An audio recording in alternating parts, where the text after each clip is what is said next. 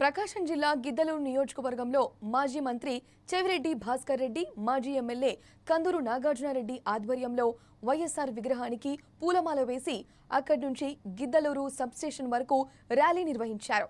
ఈ ర్యాలీలో కోమరోలు, రాచెర్ల, బెస్తవారిపేట, సంబం తదితర మండలాల వైఎస్ఆర్సీపీ నాయకులు, కార్యకర్తలు పాల్గొన్నారు. సబ్స్టేషన్లో ఈ నారాయణ రెడ్డిని వినతి పత్రం అందజేశారు.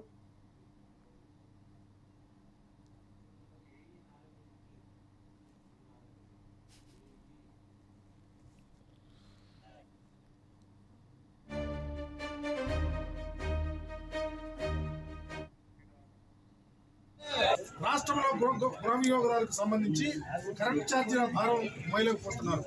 కూటమి ప్రభుత్వం కరెంటు ఛార్జీల భారంగా పెంచడంతో ప్రజలు అల్లాడిపోతున్నారు. వేలాది రూపాయల కరెంటు బిల్లులు కట్టలేక తీవ్రంగా ఇబ్బందులు పడుతున్నారు. కరెంటు ఛార్జీలు తగ్గిస్తామని, ట్రూ ఆఫ్ ఛార్జీలు ఎత్తివేస్తామని, అవసరమైతే వినియోగదారులే కరెంటు ఉత్పత్తి చేసుకుని అమ్మేలా చేస్తామని ఎన్నికల ముందు చంద్రబాబు నాయుడు గారు కూటమి పార్టీ నేతలు హామీ ఇచ్చారు.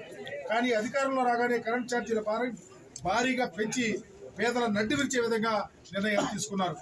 కరెంటు ఛార్జీలు సంబంధించి ఇప్పటికీ 6,000 కోట్లు బాధలు పోయిన నెలకే 6,000 కోట్లు ఈ యొక్క ప్రజల మీద పడింది. మరలా ఈ నెల 9,412 కోట్లు ఈ జనవరి నెలకు వచ్చే వరకే వినియోగదారులపై మోయటానికి సిద్ధంగా ఉన్నాయి. మొత్తం 15,425 కోట్లు పైగా ఈరోజు ఈ రాష్ట్ర ప్రజల మీద భారం పడతా ఉంది. అక్టోబర్ వచ్చిందంటే కరెంటు బిల్లుకు సంబంధించి నవంబర్, డిసెంబర్లో వచ్చిన కరెంటు బిల్లులో బాధలు కనిపించడంతో ప్రజలు భీతిల్లిపోతా ఉన్నారు. ఈ వందల్లో వచ్చే కరెంటు బిల్లు వేలల్లో చేరుకుంటుంది. అంత మొత్తంలో బిల్లు కట్టలేక నరక యాత్ర పొందుతా ఉన్నారు.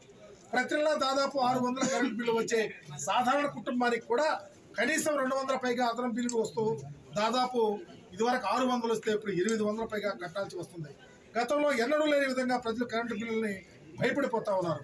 ఇది వరకటి కన్నా దాదాపు 35% అంటే 55% అదనంగా ఈరోజు చంద్రబాబు నాయుడు గారు ప్రజల మీద భారం వేశారు. రాష్ట్రంలో గృహ వినియోగదారులకు సంబంధించి కరెంట్ ఛార్జ్